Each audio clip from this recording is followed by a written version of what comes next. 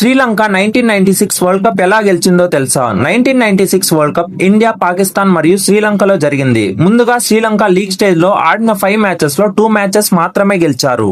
కానీ Australia, West Indies శ్రీలంకలో జరుగుతున్న సివిల్ వార్ కారణంగా శ్రీలంకతో మ్యాచెస్ బాయ్కాట్ చేయడంతో వాళ్ళకి ఫ్రీగా 4 పాయింట్స్ వచ్చాయి. దీంతో వాళ్ళు క్వార్టర్ ఫైనల్ కి చేరుకున్నారు. ఇక క్వార్టర్ ఫైనల్లో ఇంగ్లాండ్ తో జరిగిన మ్యాచ్ లో శ్రీలంక ఫస్ట్ బ్యాటింగ్ చేసి సనత్ జయసూర్య 82 రన్స్ చేయడంతో 235 రన్స్ చేశారు. చేసింగ్ లో ఇంగ్లాండ్ టీం ని 182 రన్స్ కే ఆల్అౌట్ చేసి సెమీఫైనల్ కు చేరుకున్నారు.